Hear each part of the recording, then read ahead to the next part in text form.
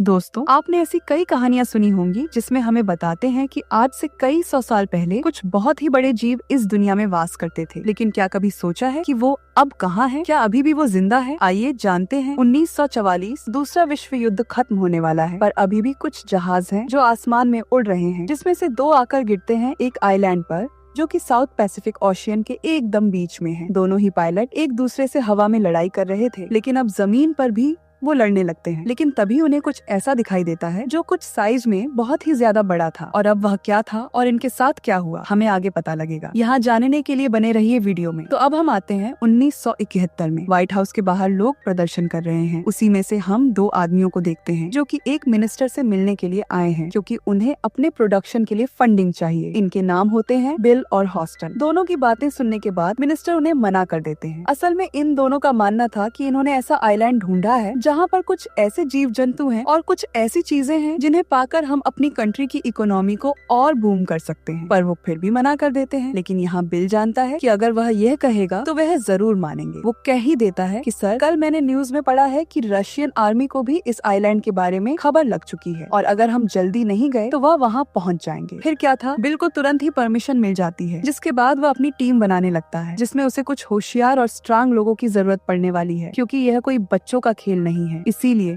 वह army commander Packard को बुलाता है, सब कुछ बताता है उन्हें, जो अपने कुछ सबसे हाईली ट्रेन सोल्जर की टीम को बनाते हैं। वहीं हॉस्टन जेम्स को कॉल करता है, जो कि एक गाइड का काम करेगा, और मैसन, जो कि एक फोटोग्राफर है, वो उनके लिए एविडेंस बनाएगी। अब सभी को ब्रीफिंग के लिए बुलाया जाता है और समझाया जाता है कि वह लोग सब साथ में आगे बढ़ेंगे, हर एक छोटी से छोटी चीज को बहुत ही बारीकी से चेक करेंगे। अगर कुछ भी उन्हें मिलेगा तो वो उसे सबसे पहले बिल को दिखाएंगे। अगले दिन यह लोग उस आइलैंड के लिए निकल पड़ते हैं, जहाँ पर यह कुछ चॉपर से जाएंगे। पर इनके सामने एक मुसीबत थी, जो था एक विशाल तूफान, जो इनका रास्ता रोक खड़ा था। अगर इनमें से कोई भी अंदर गया तो मारा जाएगा, पर उसके अलावा कोई और ऑप्शन भी तो नहीं है। इसीलिए बिल फैसला करता है कि वह जाएंगे। इसके बाद सभी चॉपर उसके अंदर घुसते हैं, पर शायद इन्होंने यह गलत फैसला ले लिया, क्योंकि वो बिजली इनके चॉपर के ऊपर ही गिर रही थी, जिसके कारण कुछ तो प्लेन क्रैश हो जाते हैं, फिर कुछ उस तूफान को पार कर डालते हैं, और तब इनके सामने आता है वह खूबसूरत आइलैंड, जहाँ पर आज तक कोई नहीं गया। अगर कोई गया भी है तो कभी जिंदा नहीं लौटा। हॉस्टन की टीम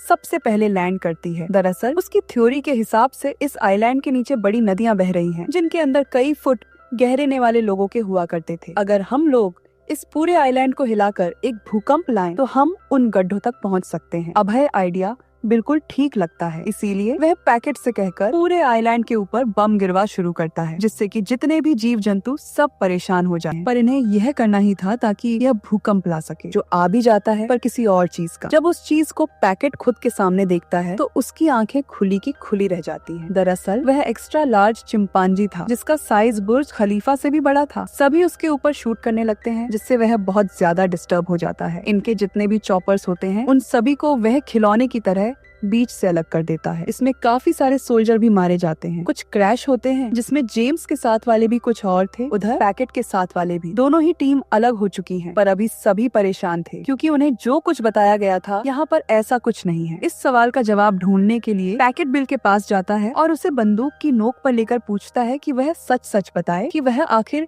यहाँ पर क्या ढूंढने के लिए आए हैं। तब बिल उससे कहता है, दरअसल जिस पृथ्वी पर हम सालों से रह रहे हैं वह कभी हमारी थी ही नहीं, वो इन्हीं लोगों की थी, जिसे हमने कुछ देर पहले देखा है। जब इंसान बढ़ने लगे तो यह सभी वहाँ से दूर हो गए और अपने अपने घर छोड़ दिए। इनके साथ भी कुछ लोग यहाँ पर आए जिन्होंने इन्हें पाला। सही सुना आपने, इन्हें किसी ने पाला था, जो उस समय की दुनिया के सबसे अमीर लोग थे। उनकी पूरी संपत्ति यही किसी नदी के नीचे दफन है। इसीलिए अब ये सभी फिर से अपने घर वापस आ रहे हैं, और अगर हमने इन्हें नहीं रोका तो सब कुछ खत्म हो जाएगा। हमें इन्हें कंट्रोल करना होगा। अगर हमारी किस्मत अच्छी हुई तो जब हम यहाँ से लौटेंगे तो दुनिया के सबसे अमीर आदमी होंगे। वहीं दूसरी ओर हम जेम्स की टीम को देखते हैं, जो इनसे बिछड़ चुके हैं। वह अपने लोगों से कहता है, लान के मुताबिक हमें समुद्र किनारे पहुँचना होगा अगले 3 दिनों के अंदर। तब तक हमारा शिप वहीं खड़ा रहेगा। वहीं पैकेट की टीम भी जंगल से होते हुए समुद्र की ओर बढ़ रही है। पैकेट का एक दमदार सोल्जर चैंपमैन भी उसे आखिर में मिल जाता है, जो कुछ दूर पर क्रैश हो गया था। इतने में इन्हें अपने एक साथी की चीख सुनाई देती है। जब वे उसकी ओर जाते हैं तो देखते हैं कि बाम्बू उसके आर पार हो गया है। यह देखकर सभी हैरान थे कि ऐसा कैसे हो सकता है। इतने में उनकी नजर ऊपर पड़ती है। तब उन्हें समझ आता है कि जिसे यह बाम्बू समझ रहे हैं वह असल में एक मकड़ी का पैर है, जिस बात से आप अंदाजा लगा सकते हैं कि इस आइलैंड पर आपको क्या क्या देखने को मिल सकता है। अब एक एक करके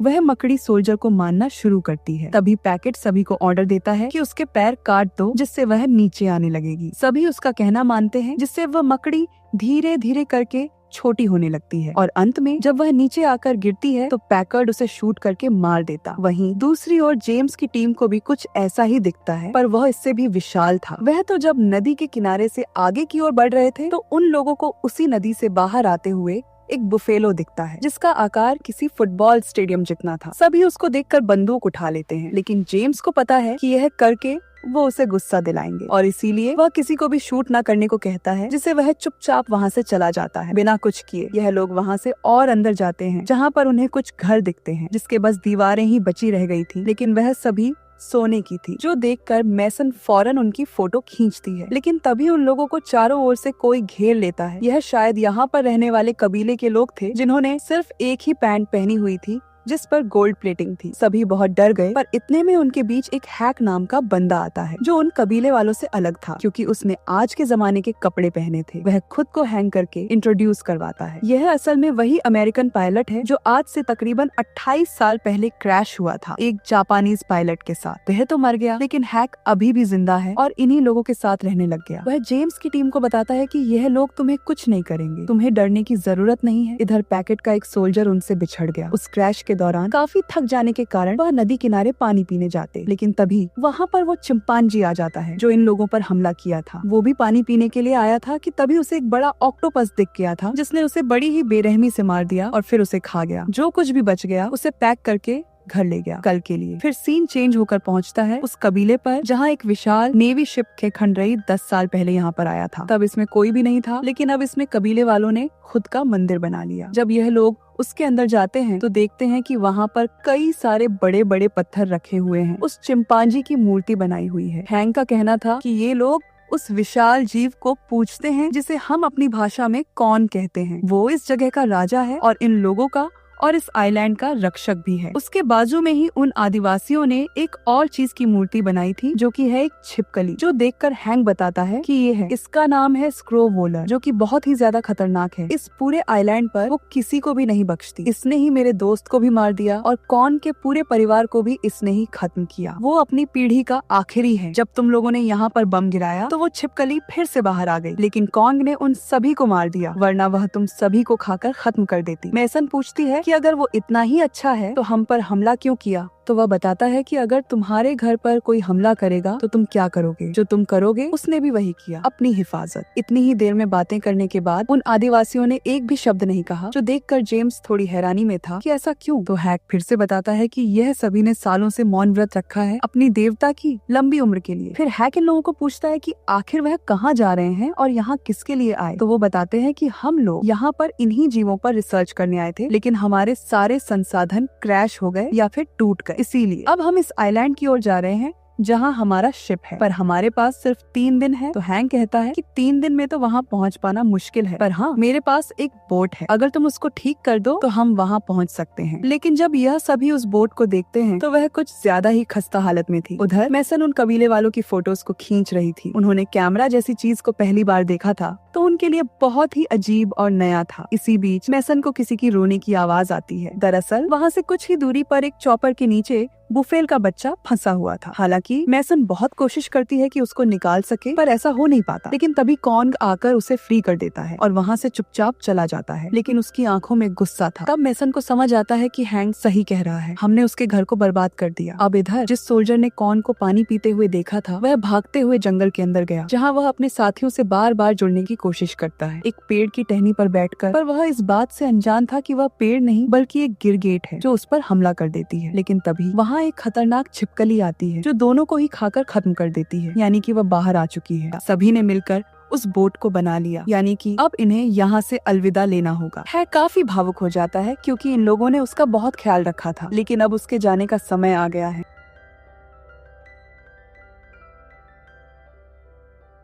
ये लोग बोट से उन बेहतरीन नजारों का लुत्फ उठाते हुए आगे बढ़ रहे थे। इनका दूसरी टीम से कनेक्ट भी हो जाता है। इसी बीच इतने में एक विशाल चमगादड़ इनकी एक आदमी को उठा कर ले जाता है। आसमान में उसके शरीर के 4 टुकड़े करके बांट लेते हैं। सभी यह मंजर देखकर हैरान थे और ये सभी और ज्यादा डर जाते हैं। लेकिन अब इन्हें कुछ देर रुकना होगा क्योंकि इन्हें अब अपनी टीम से भी मिलना है, जो कि थोड़े अंदर जाने पर मिल जाती है। सभी बहुत खुश थे साथ आकर। अब ये डिसाइड करते हैं कि वो ईस्ट की ओर जाएंगे, लेकिन पैकेट को वेस्ट की ओर जाना था क्योंकि उसका एक साथी का चॉपर वहीं क्रैश हुआ था। लेकिन हैक उन्हें वहां जाने से मना करता है क्योंकि वो इलाका छिपकलियों का है। लेकिन पैकेट जेम्स से कहता है कि तुम्हारा काम हमें रास्ता दिखाना है, उन लोगों को ढूंढना है जो खो चुके हैं। इसीलिए जेम्स को उसकी बात माननी पड़ती है और वह सभी वेस्ट की ओर निकल जाते हैं, जहाँ पर उन्हें कंकालों की घाटी मिलती है, जिसके बारे में हैंक बताता है कि यह कॉर्न के परिवार का कब्रिस्तान है। इसे देखकर आप आइडिया लगा सकते हैं कि वह छिपकली कितनी खतरनाक है। इन्हें उसकी कब्रिस्तान में होकर गुजरना होता है, लेकिन इन लोगों को जरा भी अंदाजा नहीं है कि यहाँ पर क्या होने वाला है। कुछ ही देर के अंदर इनके ऊपर वह बड़ी वाली छिपकली हमला करती है, सभी को मारना शुरू कर देती है। वो मुसीबत कम थी कि वह चमगादड़ भी यहाँ आ चुके थे। अब सभी परेशान इधर उधर भागना शुरू कर देते हैं। मैसन जेम्स के साथ कवर लेकर छुप जाती है, तो वहीं पैकेट के लोग लगातार फायरिंग कर रहे थे। इतने में एक सोल्जर फायर फ्लेम से उस छिपकली को पूरी तरीके से जलाकर मार देता है, जिससे कि इनकी जान बच जाती है। लेकिन अब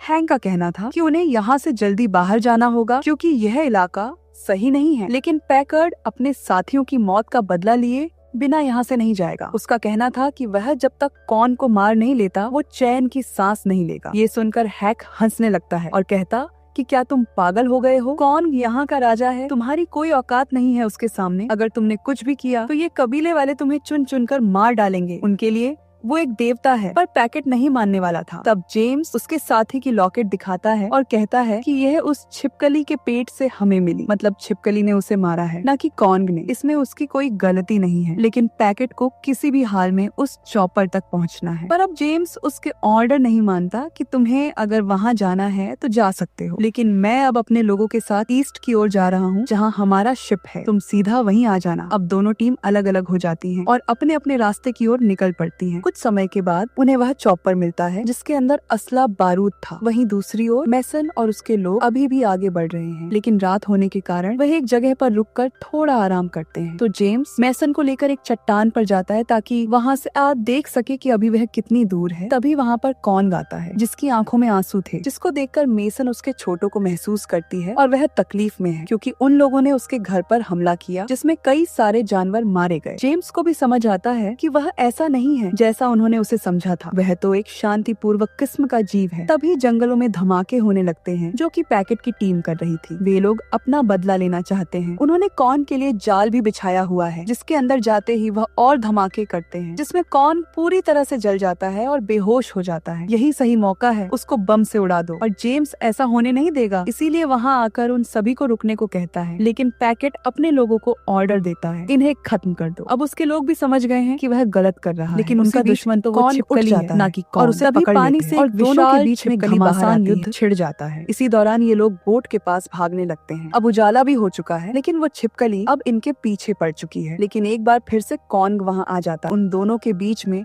लड़ाई चल रही थी, एक ऐसी लड़ाई जिससे जमीन भी कांप जाए। पर यह क्या? कॉर्न एक जंजीर में अटक गया है जिसका फायदा उठाकर अब वो इन लोगों पर वार करने लगी, लेकिन इतनी आसानी से नहीं क्योंकि कॉर्न पूरी जंजीर को ही तोड़ देता है और उसमें लगे ब्लेड से उस छिपकली पर वार करता है। तभी मैसन पानी में गिर जाती है। वह डूब रही थी, लेकिन कॉर्न उसे बचा लेता है और अपनी मुट्ठी में बांध देता है। पर उसी हाथ को वो छिपकली अपने मुंह में दबोच लेती है तो कॉर्न उसकी पूरी जीभ ही बाहर निकाल लेता है। और यहाँ हम कॉर्न की असली ताकत देख पाते हैं। उसने साबित कर दिया कि वही इस आइलैंड का राजा है। उसने फाइनली उस छिपकली को मौत के घाट उतार दिया, जिसके बाद ये लोग अपने घर लौट आते हैं। यहाँ में दिखाया जाता है कि हैक जो पूरे 35 साल बाद अपने घर वापस लौट रहा है। सभी ने तो उसे मरा हुआ समझ लिया था, लेकिन आज उसे अपने सामने खड़ा हुआ देख